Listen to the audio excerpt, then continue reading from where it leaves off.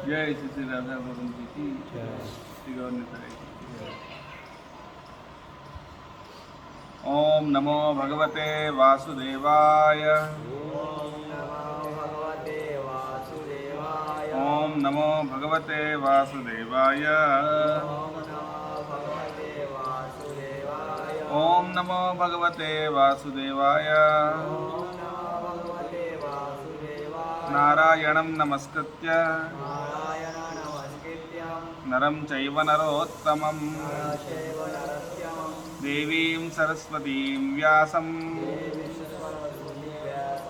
ततो जयमुदीरयेत्। नष्टप्रायेष्वभद्रेषु नित्यं भागवत सेवया भगवत्युत्तमश्लोके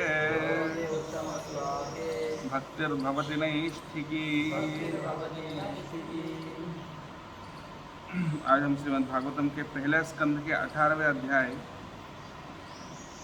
जिसका नाम है महाराज परीक्षित का स्वय ब्राह्मणा बॉय, यानी परीक्षित महाराज को श्राप मिला है, उस अध्याय के श्लोक नंबर 30 पाठ करेंगे। दोहराइएगा। सह तु ब्रह्मर्षेः अंशे गत असुम उरगम रुषा विनिर्गच्छन् धनुः कोट्या निधाय पुरम् आगतः स तु ब्रह्मर्षेरंशे गतासुम उरगं रुषा गतासुमुरगं रुषा विनिर्गच्छन् धनुष्कोट्या निधाय पुरमागतः स तु ब्रह्मर्षेरंशे गतासुमुरगं रुषा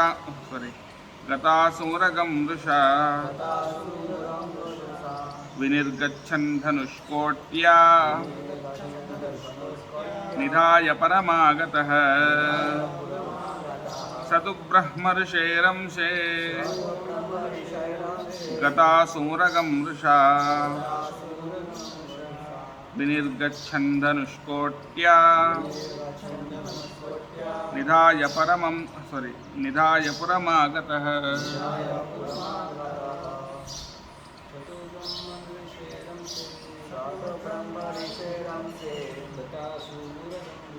गतासुमुरागं रुषा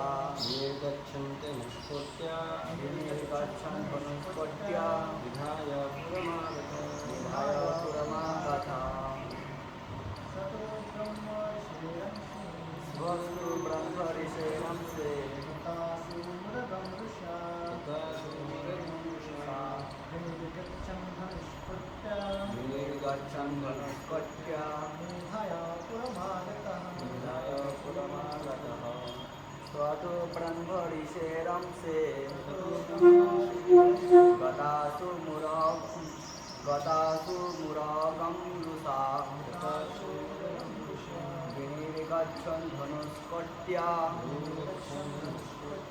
निधाय पुरमागतः।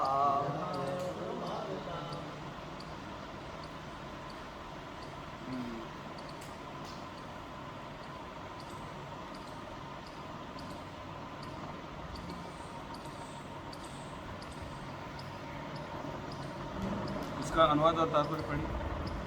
अनुवाद। इस प्रकार अपमानित होकर राजा ने लौटते समय अपने धनुष से एक मृत सर्प उठाया और उसे क्रोधवश मुनि के कंधे पर रख दिया। तब वे अपने राजमहल को लौट आए।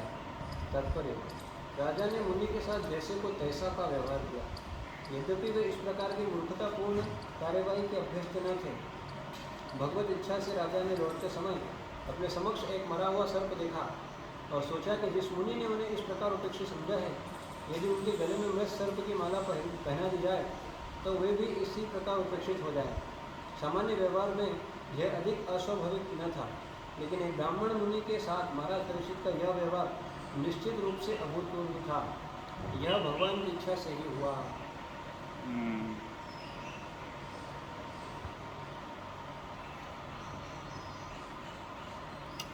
बहुत सुंदर श्लोक और तात्पर्य है।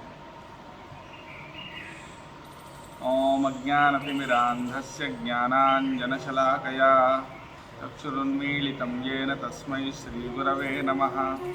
श्रीचैतन्यमनोभीष्टं स्थापितं येन भूतले स्वयं रूपः कदा मह्यं ददाति स्वपदान्तिकं। वन्देऽहं श्रीगुरोः श्रीयुतपदकमलं श्रीगुरून् वैष्णवांश्च श्रीरूपं साग्रजातं सहगणरघुनाथान्वितं तं सजीवं साद्वैतं सावधूतं परिजनसहितं कृष्णचैतन्यदेवं श्रीराधाकृष्णपादान् सहगणललिता श्रीविशाखान्वितांश्च। नमः ॐ विष्णुपादाय कृष्णप्रेष्ठाय भूतले श्रीमते भक्तिवेदान्तस्वामिन्निति नामिने। नमस्ते सारस्वते देवे गौरवाणी प्रचारिणे निर्विशेषशून्यवादि पाश्चात्यदेशतारिणे। हे कृष्णकरुणा सिंधो दीनबंधो जगत्पते गोपेश गोपिकान्त राधाकान्त नमोऽस्तुते। तप्तकाञ्चन गौरांगी राधे वृंदावनेश्वरी वृषभानुसुते देवी प्रणमामि हरिप्रिये। वाञ्छाकल्पतरुभ्यश्च कृपासिन्धुभ्य एव च पतितानां पावनेभ्यो वैष्णवेभ्यो नमो नमः। जय श्री कृष्ण चैतन्य प्रभु नित्यानंद श्री अद्वैत गदाधर श्रीवासादि गौरभक्तवृंद। हरे कृष्ण कृष्ण कृष्ण हरे हरे, हरे राम राम राम हरे हरे। फैन बंद कर दो और संजय ब्रो को बुला करो। हरे कृष्ण।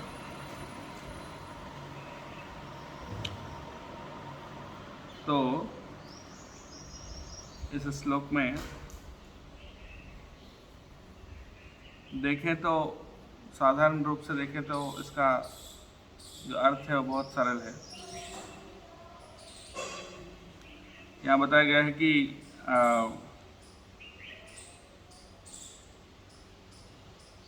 राजा परीक्षित महाराज, उनको लगा कि उनको अपमानित किया गया। ब्रह्म ऋषेरंशे गतासुम,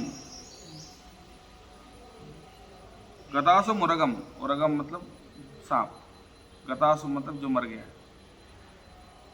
उसको रुषा यानी गुस्से से उनने क्या किया, वीर गच्छन धनुष कोटिया, अपने धनुष के जो अग्रभाग है उससे वो मरा हुआ सांप को उठाया, उठाकर क्या किया, ब्रह्म ऋषेरंशे यानी ब्रह्म ऋषि कौन थे, समीक ऋषि ब्रह्म ऋषि थे, हाँ, उनके गले में लगा दिया।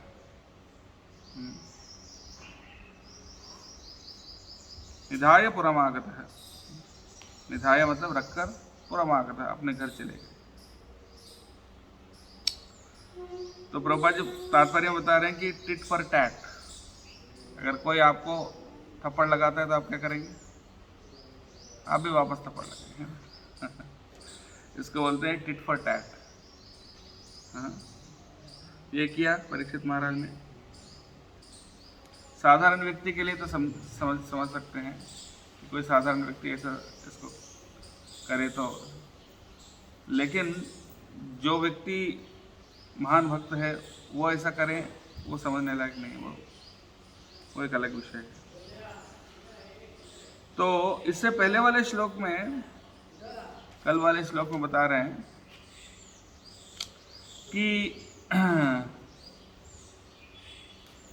परीक्षित महाराज में उसके अंदर, उनके अंदर उस टाइम पे क्या आया था, दो भावनाएं बताए, मत्सरो मन्युरेवच। मत्सरो मन्युरेवच का मतलब एक मत्सरता आई और एक क्रोध आया। मत्सरता का मतलब क्या है, ईर्ष्या, द्वेष, और दूसरा क्रोध, हाँ, गुस्सा, ये दो चीज आए। तो गुस्सा और द्वेष जो है ये दोनों असल में कौन है आपको पता है? हाँ, ये हैं कली पुरुष के माता पिता। हाँ, ब्रह्मा जी से आया अधर्म और मृषा। ब्रह्मा जी के पुत्र, एक पुत्र है, जैसे ब्रह्मा जी का एक पुत्र है धर्म, और वैसे ही ब्रह्मा जी का एक और पुत्र कौन है? अधर्म। और मृषा, मृषा यानी झूठ। ये दोनों भाई बहन हैं, पर दोनों भाई बहन ने क्या किया? शादी कर लिया। और दोनों भाई बहन शादी कर लिए, उससे क्या हुआ? उनके दो बच्चे हुए। हाँ, वो कौन है? दंभ और माया। दंभ और माया पैदा हुए। और दंभ और माया ने भी शादी कर लिया, वो भी भाई बहन थे, फिर भी उनने भी शादी कर लिया, तो उनके दो बच्चे हुए। वो कौन है? लोभ और निकृति। लोभ यानी, लोभ तो जानते हैं, निकृति यानी कनिंगनेस, इंग्लिश में बोलते हैं। और उन दोनों ने भी शादी कर लिया और उनके भी दो बच्चे हुए। वो दोनों बच्चे कौन हैं? एक क्रोध और एक हिंसा, यानी गुस्सा और ईर्ष्या। और उन दोनों ने भी शादी कर लिया और उनके दो बच्चे हुए। वो कौन है? कली और दुरुक्ति। कली, कली यानी कली पुरुष, कलियुग, जो कलह पसंद करते हैं। और उनकी बहन कौन है? दुरुक्ति यानी बहुत कठोर वचन, कठोर वचन, बुरे शब्द, अपशब्द, गालियाँ, ये सब क्या है? कली की बहन है। तो जहाँ क्रोध और हिंसा होता है वहाँ कली और दुरुक्ति। तो कली का प्रवेश करना था, कली को प्रवेश करना था, और कली का प्रवेश करना जरूरी भी था। पर वो कली का प्रवेश करने के लिए परीक्षित महाराज को ही माध्यम बनाना था। इसीलिए उस समय पर परीक्षित महाराज के अंदर क्रोध और ईर्ष्या आई, क्योंकि उनके माता पिता से उनका जन्म होगा ना, तो कलयुग आएगा कैसे? उनके माता पिता पहले आना चाहिए। वो कौन है? ईर्ष्या और क्रोध। तो वो आया परीक्षित महाराज में पहले, क्योंकि वो भूखे थे, भूखे प्यासे वाली अवस्था में जब उनके अंदर उस समय पर जब उनको अनादर किया गया, यानी उनको स्वागत सत्कार नहीं किया गया, इसके कारण उनके अंदर वो भावना आई कि मुझे बहुत अपमानित किया गया। उसके कारण उनके अंदर क्या हुआ? क्रोध और ईर्ष्या। मत्सरो मन्युरेवच, यह लिखा है। मत्सर यानी ईर्ष्या, मन्युरेवच यानी गुस्सा। तो उसके प्रभाव से क्या हुआ? आगे कली आने वाला है। हाँ, तो फिर उसके माध्यम से श्रृंगी का श्राप होगा और उसके माध्यम से और आगे का यानी कली पुरुष का आने का संभावना बन जाता है। यद्यपि इससे पहले बताया गया है कि कली पुरुष को कैसे दमन किया परीक्षित महाराज ने, पर फिर भी कलियुग पूरी तरह से फुल फ्लेजेडली स्टार्ट नहीं हो पाया। तो यहाँ पर भगवान चाहते थे कि परीक्षित महाराज के माध्यम से ही कली आए, और कली का जो उनको दमन करने के लिए, कली को हराने के लिए, खत्म करने के लिए जो उपाय है वो भी क्या है?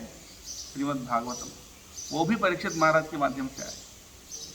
परीक्षित महाराज के माध्यम से कली भी आया था, और कली को कंट्रोल करने वाला जो उपाय है वो भी उनके माध्यम से आया, भागवत। तो यहाँ पर इम्पोर्टेंट बात है इस श्लोक में कि tit for tat Prabhupada ji बता रहे हैं। Tit for tat, tit for tat का मतलब क्या होता है?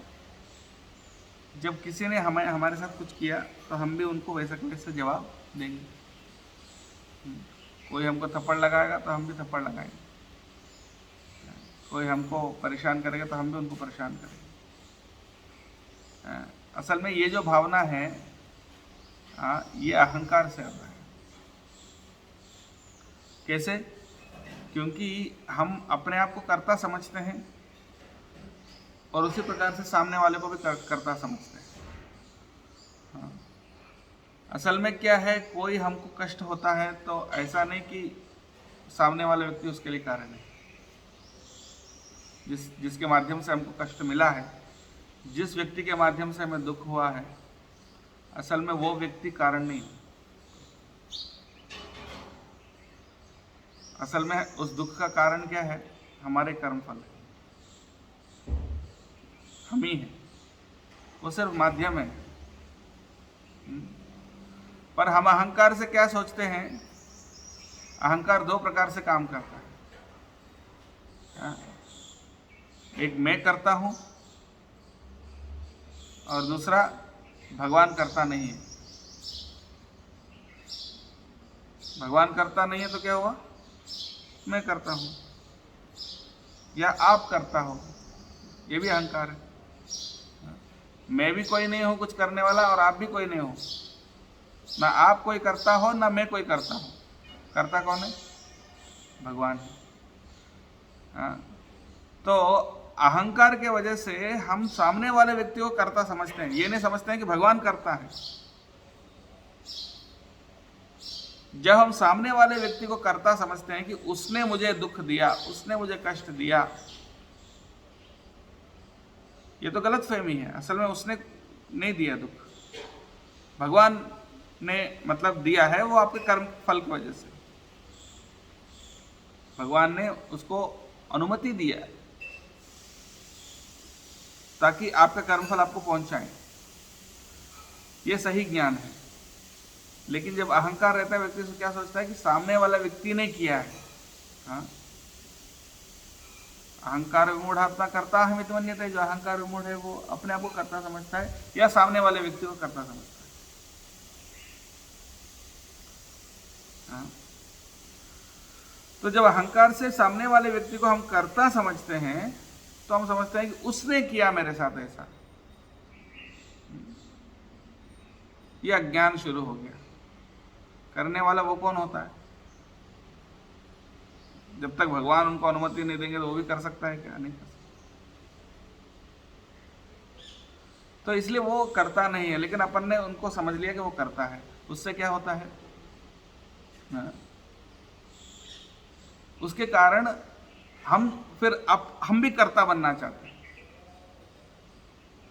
आप कर्ता बन गए हो, आपने मुझे दुख दिया, अब मैं कर्ता बनकर आपको दुख दूंगा, हिसाब बराबर करो।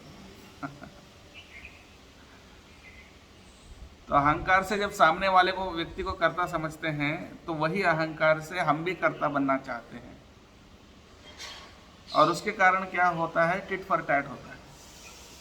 टिट फॉर टैट का मतलब आपने ऐसा किया तो मैं भी ऐसा करूँ, जैसे कि तैसे। तो कहने का मतलब है कि ये सब अहंकार से ही हुआ है। जब हम समझ जाएंगे कि सामने वाला व्यक्ति करता नहीं है, वो सिर्फ माध्यम है, पोस्टमैन है जो हमको लेटर लेके दिया है। ऐसा नहीं कि उसने लिख के दिया है, उसने सिर्फ माध्यम बना। तो फिर तब हम अहंकार में नहीं जाएंगे, हम उसको स्वीकार करेंगे। और जब हम उसको स्वीकार करेंगे तो क्या होगा? फिर हम प्रतिशोध लेने की भावना से बाहर आ जाएंगे।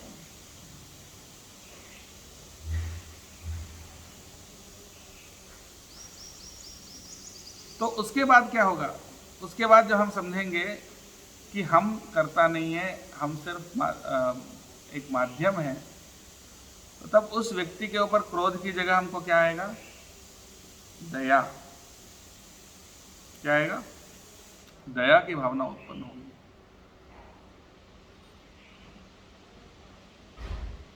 तो दया के साथ हमारे अंदर नम्रता भी आता है उससे, क्योंकि जब हम समझेंगे कि मैं करता नहीं हूं तो अब क्या फील करेंगे? हाँ, उसको क्या बोलते हैं? मैं करता नहीं हूं, उसको क्या बोलते हैं? नम्रता, ह्यूमिलिटी। ह्यूमिलिटी कहते हैं ना, विनम्रता कहते हैं कि मैं करता नहीं हूं, आप भी करता नहीं हो, सामने वाला व्यक्ति करता नहीं, इसको क्या बोलते हैं? विनम्रता। और उसके साथ जब भगवान के प्रति प्रेम होता है तो सामने वाले व्यक्ति के ऊपर क्या आएगा? दया। तब दो लक्षण आ गए, कौन से? एक विनम्रता और एक दया। और ये विनम्रता और दया, इन दोनों का जो पुत्र है, संतान है, वो कौन है? हाँ, नम्रता और दया जब मिलते हैं, उन दोनों का कॉम्बिनेशन से एक लक्षण पैदा होता है, उसको क्या बोलते हैं? क्षमा। क्षमा बोलते हैं। तो नम्रता, जैसे जैसे ईर्ष्या और क्रोध के माध्यम से क्या पैदा हुआ? कली। हाँ, उसी प्रकार से नम्रता और दया के माध्यम से क्या पैदा होगा? क्षमा। जहां अहंकार के कारण जो है कोई व्यक्ति क्रोध में आता है, अहंकार से क्या होता है? क्रोध और ईर्ष्या, और क्रोध और ईर्ष्या के माध्यम से कली। और अहंकार की जगह अगर नम्रता होती है, नम्रता और दया के माध्यम से क्या आता है? क्षमा। तो जब अहंकार से कार्य करेंगे तो कली को पैदा करेंगे, पर जब नम्रता से और दया से कार्य करेंगे तो क्षमा को पैदा करेंगे। और चैतन्य महाप्रभु का पूरा जो आंदोलन है, चैतन्य चरितामृत का मुख्य लक्षण क्या है? चैतन्य चरितामृत में एक शब्द अगर आप निकाल सकते हो चैतन्य चरितामृत में, सबसे इंपॉर्टेंट, वो क्या है?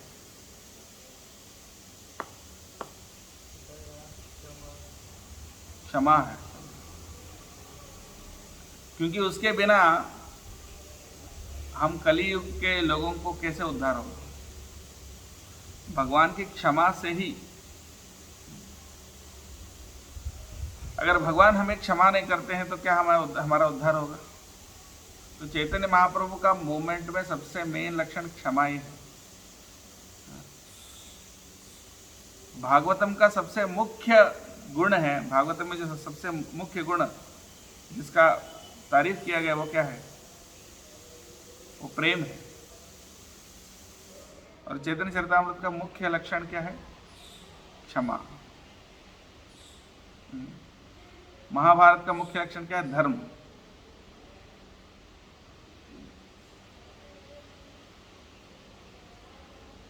तो इस प्रकार से हाँ, ये क्षमा का लक्षण हमें सीखना पड़ेगा। क्षमा कब आएगा? जब हम अहंकार से मुक्त होंगे।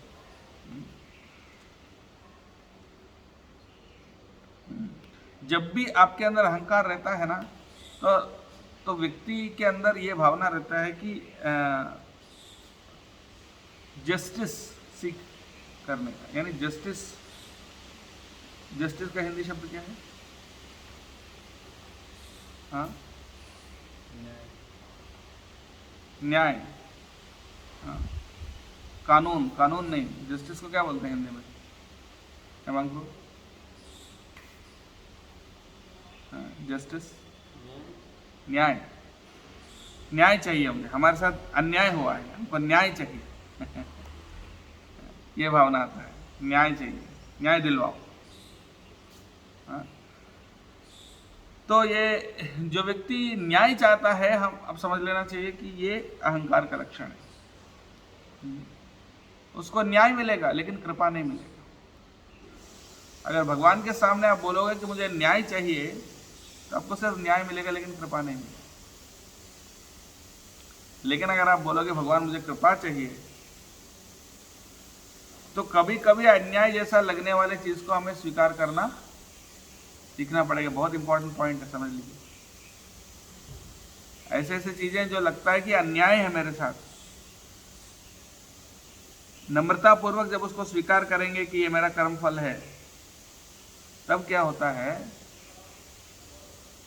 तब न्याय से भी ऊपर कुछ मिलता है। वो क्या है? कृपा। आप बोलेंगे भगवान मुझे न्याय चाहिए, तो आपको न्याय मिल जाएगा, लेकिन फिर कृपा नहीं मिलेगी। तो आप बोलेंगे जो भगवान करें वो स्वीकार करेंगे और नम्रतापूर्वक रहेंगे, तो न्याय से भी बड़ा कुछ मिलेगा। कैसे? उदाहरण ले लीजिए, उदाहरण से समझते हैं इस बात को। पहले इस लक्षण को समझने के लिए एक उदाहरण है। एक बार एक साधु, एक भक्त जो है प्रचार कर रहे थे। कोई कुछ लोग जो ईर्ष्यालु हैं, उनने क्या किया, उनको बुरी तरह से पिटाई किया। संजय बाबू क्या बोल रहा हूँ? उनने बुरी तरह से पिटाई किया। तो इतना बुरा उनको मतलब पिटाई हुआ कि उनको अस्पताल ले जाना पड़ा। कोई दूसरे लोग, तो दूसरे भक्त आकर उनको क्या किया, अस्पताल ले गए। और अस्पताल ले जाने के बाद उनको वहां क्या किए,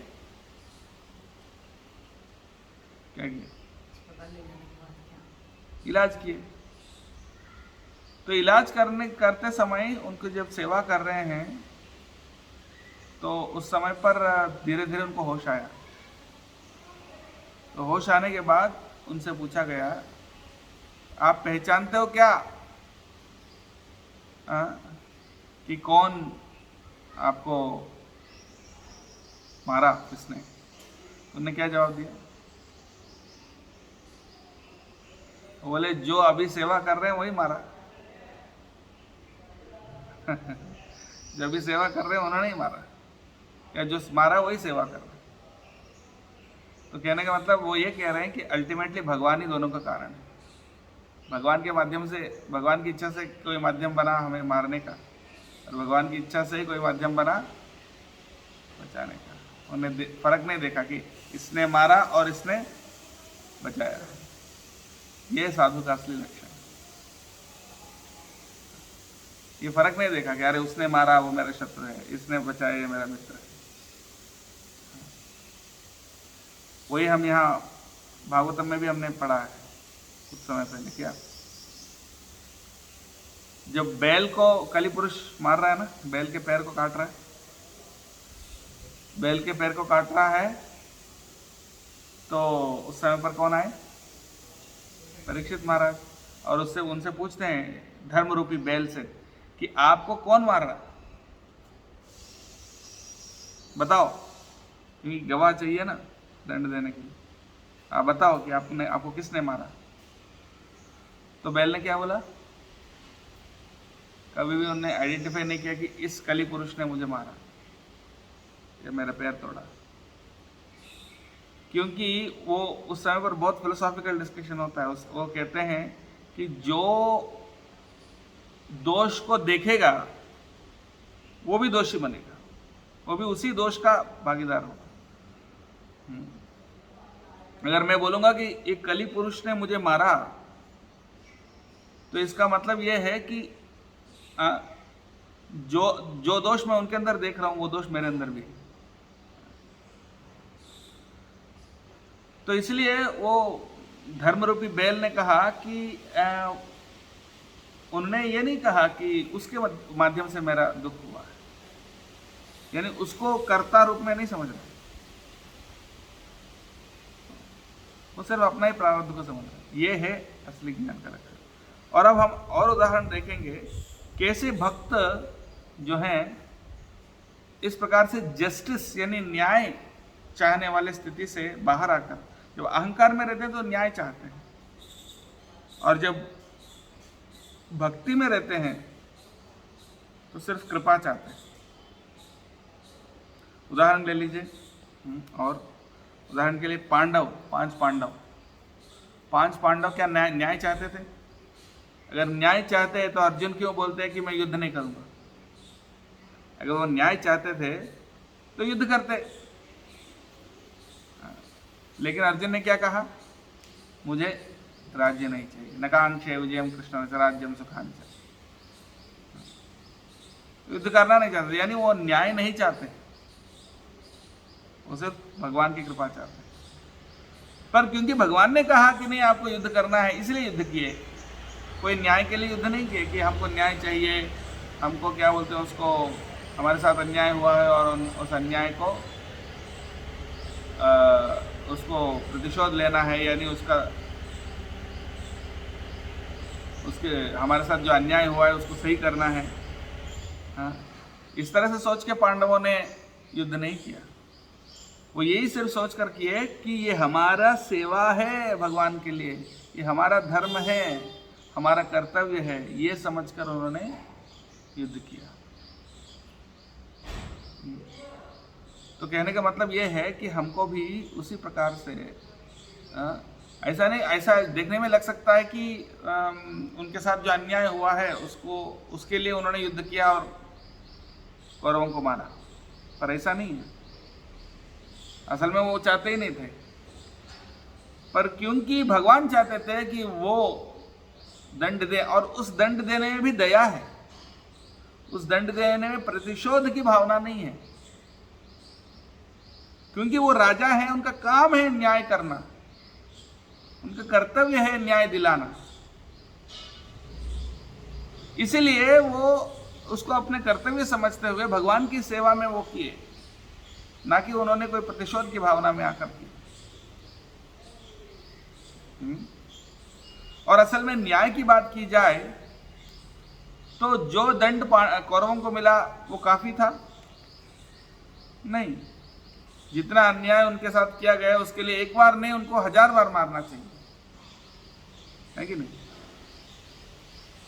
हाँ, उनने जितना अन्याय किया उसके लिए सिर्फ एक बार नहीं 1000 बार भी मारे तो कम।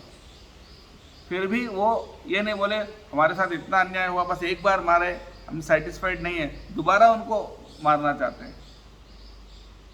ऐसा नहीं सोचे, ठीक है हमने अपना कर्तव्य निभा लिया, बस हो गया। हाँ? जब दुशासन को मार रहे थे भीमसेन, तो बोले उन्हें बोला कौन सा वो हाथ है जिसने द्रौपदी का साड़ी को खींचा, कौन सा हाथ है बताओ? तब भी उसके अंदर इतना अहंकार था, बोला ये हाथ है, यही हाथ है, ऐसा बोल के हंस रहा था कि उसको आनंद आ रहा है कि भीमसेन को जो गुस्सा आ रहा है।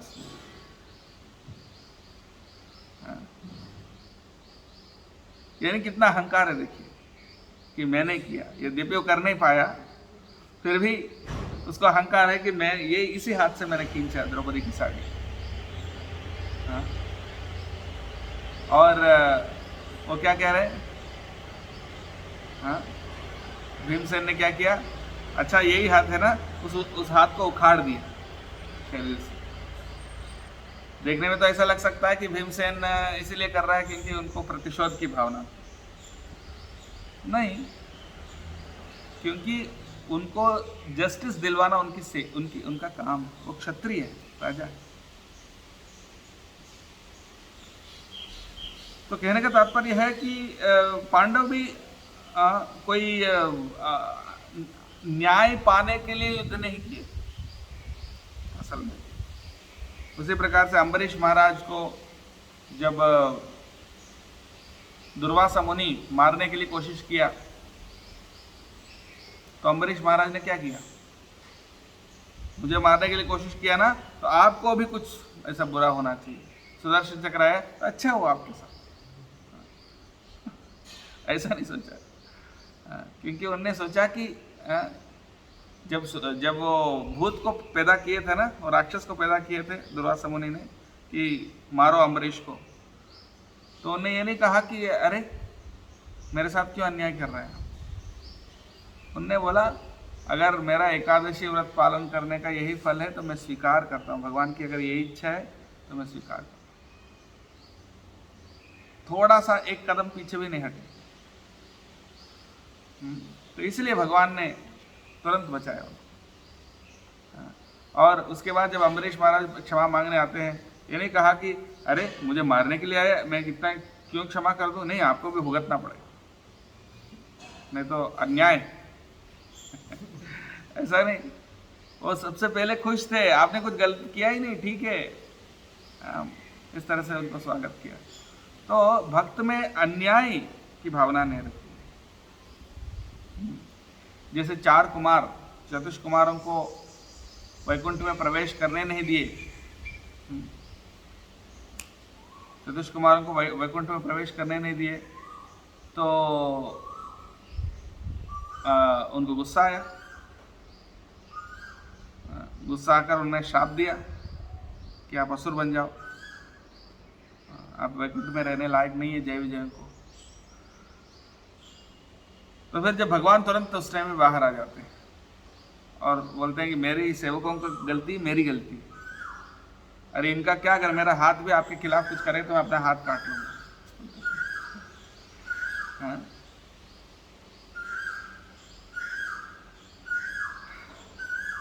तो उसके बाद जब भगवान कहते हैं अगर आप चाहें तो इनको क्षमा कर दीजिए, यानी 3 जन्म के बाद वापस यहाँ आ जाए, ऐसा आशीर्वाद दीजिए। तुरंत उन्होंने स्वीकार कर लिया। कोई प्रतिशोध की भावना नहीं है कि हमको अंदर जाने नहीं दिया, नहीं तो आपका असुर बनना ही पड़ेगा, ऐसा नहीं। बोले भगवान आप जो चाहते हैं, आप जैसा चाहते हैं वैसा कीजिए। तो इस प्रकार से हम देख सकते हैं कई जगह पर व्यक्ति जब अहंकार से कार्य करता है तो भगवान की कृपा नहीं मिलती उनको। जैसे पांडव या अम्बरीश महाराज, अगर वो चाहते थे कि मेरे साथ न्याय होना चाहिए, उनको दंड मिलना चाहिए, तो हम उनके बारे में नहीं पढ़ते आज। पृथु महाराज 99 अश्वमेध यज्ञ किए थे, 100 नंबर अश्वमेध यज्ञ करने वाले थे, तो इंद्र ने क्या किया, घोड़ा चुरा कर लेके गया। तो बार बार ऐसे ही कर रहा था, वह साधु के वेश में आके, तो उनको मार डालते थे, लेकिन साधु के वेश में था इसलिए मार भी नहीं पाए उनके पुत्र विजयदास को। तो उसके बाद ब्रह्मा जी आए, क्या बोले, छोड़ दो, ठीक है इंद्र, 99 काफी। इंद्र ज्यादा टेंशन में आ गया, 99 करो, 100 नंबर मत करो। अरे गलती इंद्र ने किया और आप दंड हमको दे रहे, इंद्र को डांटो ना, इंद्र को डांटो, इंद्र को डांटना चाहिए, और गलती उनकी है और आप मुझे समझाने के लिए आए। ऐसा नहीं सोचा उनने सोचा ठीक है 99 काफी। अल्टीमेटली यज्ञ का उद्देश्य भगवान को प्रसन्न करना, तो इंद्र पद के लिए नहीं। हाँ, इसलिए भगवान आकर क्या किए, भगवान खुद आ गए उनके यज्ञ में और बहुत प्रेम से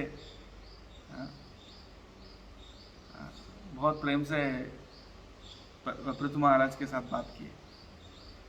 हाँ, और इसलिए हम पृथु महाराज के बारे में आज भी पढ़ रहे हैं। अगर वो बोलते नहीं मुझे जस्टिस चाहिए, मैं क्यों नहीं करूंगा 100 नंबर अश्वमेध, मुझे अधिकार है करने का, इंद्र को दंड दीजिए, हमको क्यों बोल रहे हैं, ऐसा अगर बोलते, अगर ऐसा सोचते थे तो आज भागवतम में उनका नाम नहीं होता, पांडवों का नाम नहीं होता या अम्बरीश महाराज का नाम नहीं होता। तो भगवान ने वहाँ ऐसा लगता है कि जस्टिस नहीं किया उनके साथ, न्याय नहीं हुआ उनके साथ, लेकिन उससे ऊपर क्या हुआ, भगवान की ऐसी कृपा मिली कि भागवतम में हमेशा के लिए उनका नाम रहेगा। तो वो चीज, उनको ऐसी चीज मिला जो जस्टिस से भी कई गुना और अच्छा है।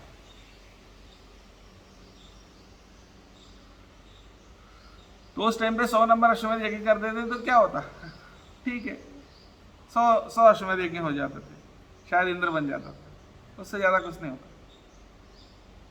लेकिन वो नहीं किया, इसीलिए भागवतम में उनका नाम है।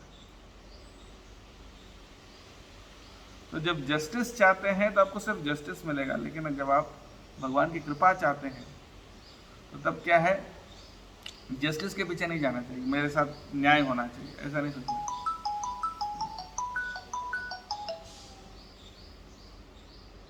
तो इस प्रकार से कई सारे स्टोरीज हैं। पद्म पुराण में एक स्टोरी आता है। पद्म पुराण में एक वेश्या थी। वो वेश्या, एक ब्राह्मण आए थे उनके घर में, बहुत अच्छे ब्राह्मण।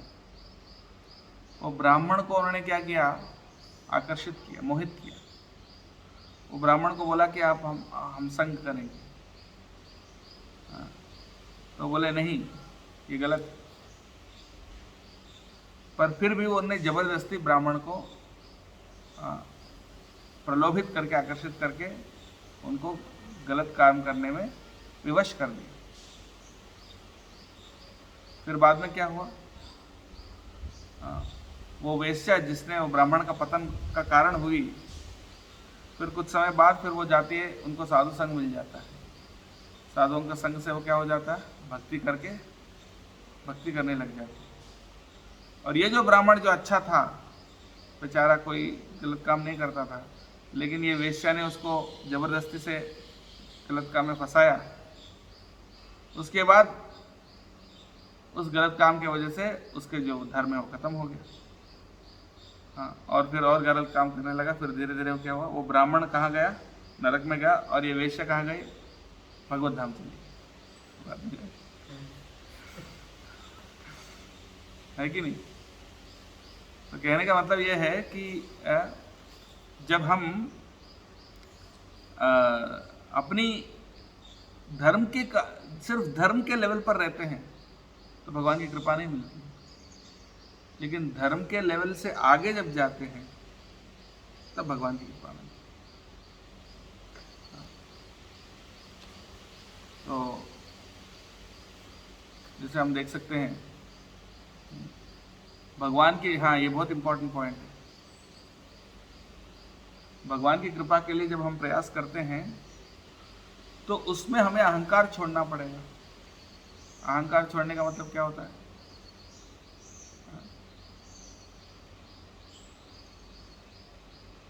कभी कभी हम सोचते हैं भगवान मैंने आपके लिए इतना सेवा किया, उतना सेवा किया, मैं आपके लिए सब कुछ छोड़ के आया, डेली आपका मैं आरती करता हूँ, डेली मैं आपके लिए इतना सेवा करता हूँ, तो आप कृपा कीजिए, ऐसा प्रार्थना करेंगे तो क्या ये इसमें नम्रता है? नहीं। हमें सोचना चाहिए कि मैं आ पाया, भगवान की सेवा कर पाया, वो भी भगवान ने जबरदस्ती खींच के लाया, भगवान ने मुझे करवाया मुझसे, इसलिए मैं कर पाया, नहीं तो मैं कुछ भी नहीं कर पाता। ऐसे जब सोचेंगे तो उसमें अहंकार नहीं। या कभी कभी अहंकार दूसरे तरीके से भी आता है, भगवान मैं तो बहुत गिरा हुआ हूँ, मैं बहुत पतित हूँ, मैं कैसे आपका नाम लूँगा। कभी कभी ऐसे गिल्टी फील करते हैं ना, माला करते समय हमको लगता है अरे इतने माला तो हमने ध्यान से नहीं किया, और एक माला कैसे ध्यान से करेंगे, हम तो नहीं कर पाएंगे। कभी कभी हम कुछ गलत काम करते हैं या भक्ति सही रूप से नहीं करते हैं, तब भी हमारा अहंकार कहता है अरे तुम तो भक्त नहीं हो, तुम कैसे भगवान का नाम ध्यानपूर्वक कर पाओगे, किस मुंह से भगवान की कृपा मांगोगे। ऐसा भी कभी कभी लगता है, होता है ना, ऐसा होता है। यानी भगवान की कृपा मांगते समय कभी कभी ऐसा लगता है जब हम कुछ गलत काम में फंस जाते हैं तो फिर भगवान को कृपा मांगने का मूड भी नहीं रहता है कि मैं किस मुंह से भगवान की कृपा मांगूं। होता है ना कभी। तो इसलिए वो दोनों ही अहंकार है, मैं कितना गिरा हुआ हूं या कितना अच्छा सेवा किया हूं,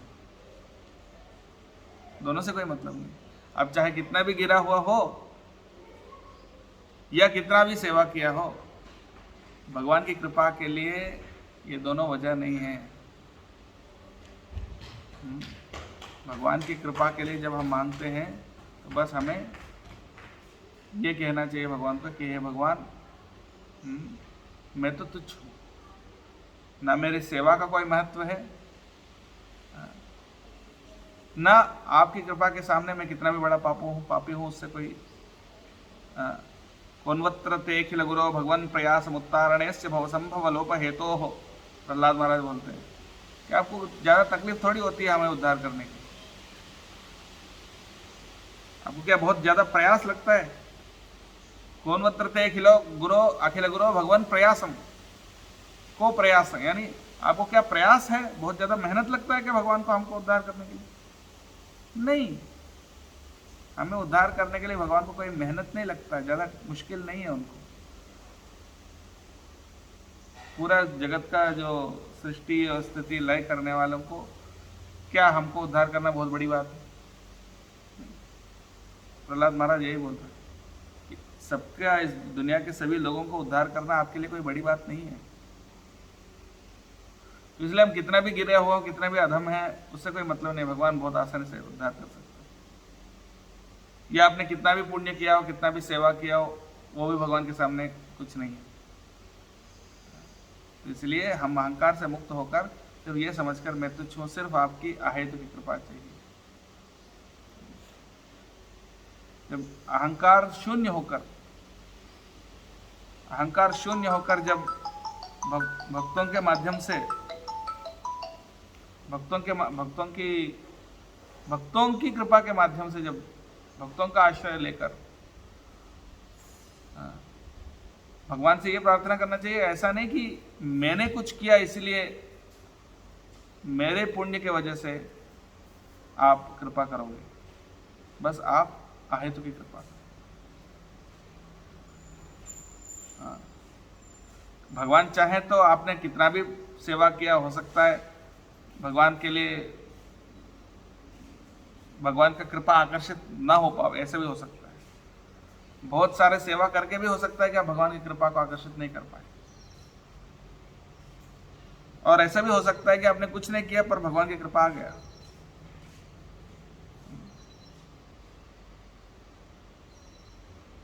तो भगवान की कृपा का हेतु क्या है वो भगवान ही जानते हैं। इसलिए इस तरह से तुच्छ बनकर जब भगवान की सेवा करेंगे तब क्या होगा, तब भगवान की कृपा होगी।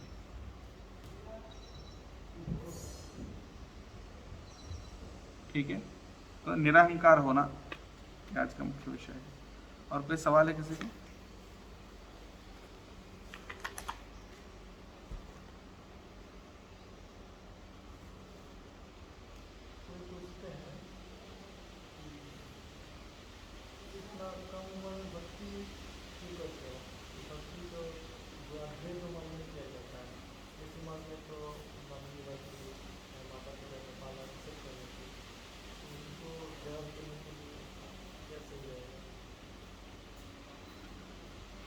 वो तो आपको ये प्रश्न कोई नया बच्चा पूछता है तो सर आपको तो पता है कि भक्ति बुढ़ापे में करना चाहिए, जवानी में क्यों कर रहे हो, कोई पूछेगा तो इसका जवाब तो आपको पता है। मतलब सेम लेवल का कोई दोस्त वगैरह पूछते तो उसको मतलब ऐसा कुछ बोल रहा है तो उसका मुंह चुप हो जाएगा। हाँ, तो ऐसा तो भागवतम में बताया ना, कौमार आचरित प्राज्ञ, भक्ति तो 5 साल की उम्र से करना चाहिए। ऑलरेडी लेट हो गया आपको। 5 साल से की उम्र से तो हमने शुरू नहीं किया, ऑलरेडी लेट हुआ है। ऑलरेडी हम बहुत सारे मटेरियलिस्टिक चीज़ों में फंस गए। तो कैसे आप कह सकते हैं कि बहुत जल्दी बुढ़ापे में करना चाहिए? ऐसा तो नहीं कहा भागवतम में। 5 साल की उम्र से करना चाहिए ऐसा कहा।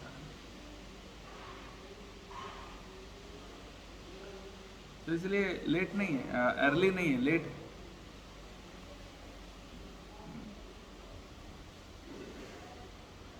जब तक आप, जैसे फॉर एग्जांपल कोई काम करने जब जाते हैं, मान लीजिए कोई नया जगह में आप गए एक इम्पोर्टेंट काम करने के लिए, तो पहले उस इम्पोर्टेंट काम को करके फिर दूसरा काम करेंगे, या पहले बाकी सारे काम करके फिर आखिरी में इम्पोर्टेंट काम करेंगे? मान लीजिए दिल्ली गए आप, तो इम्पोर्टेंट काम करने के लिए। दिल्ली जब जाएंगे, पहले आप अपना काम निपटा के फिर वहाँ पर क्या क्या है देखने के लिए। दिल्ली में लाल किला है और भी बहुत सारा कुछ है ना दिल्ली में देखने लायक जो स्थान है, वो सब पहले साइट सीइंग में घूमेंगे, आखिरी में अपना काम करेंगे। पहले काम करके फिर साइट सीइंग में जाएंगे। पहले काम निपटाएंगे मेन काम, उसके बाद साइट सीइंग में जाएंगे, है कि नहीं। उसी प्रकार से हमको जन्म मिला है भगवान के साक्षात्कार करने के मनुष्य। तो पहले वो काम करना चाहिए कि पहले एंजॉय करके, अगर टाइम बचेगा तो तब तक टाइम ही खत्म हो जाएगा तो क्या करेंगे, कब तक जिएंगे कोई गारंटी तो नहीं है। इसलिए पहले जिस उद्देश्य से हम जन्म लिए हैं वो उद्देश्य पूरा करो,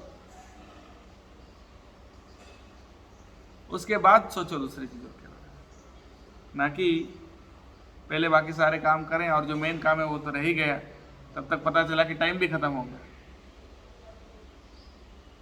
तो कहीं कहने रह जाओगे ना। इसलिए बुद्धिमान, इसलिए प्राज्ञ बुद्धिमान क्या करेगा, इंपॉर्टेंट काम है, फर्स्ट थिंग्स फर्स्ट। जो सबसे इंपॉर्टेंट काम है वो पहले करना चाहिए और बाकी काम बाद में करना चाहिए। जीवन का सबसे इंपॉर्टेंट काम है भगवान की भक्ति करना है, आत्म साक्षात्कार प्राप्त करना। मनुष्य जीवन में यही सबसे मुख्य उद्देश्य है, क्योंकि और कोई जानवर तो वो नहीं कर सकता। तो वो मुख्य उद्देश्य को पहले हासिल करो, फिर बाकी चीजें बाद में। और उसको नेग्लेक्ट करोगे तो आपको पता नहीं कि कब तक आप जियोगे, बाद में कर पाओगे कि नहीं कर पाओगे। जो चीज़ अभी नहीं कर पाओगे बाद में करोगे, क्या गारंटी है।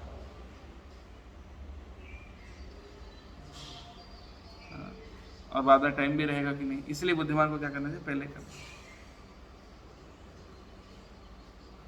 ठीक है, और कोई सवाल आज के श्लोक से संबंधित?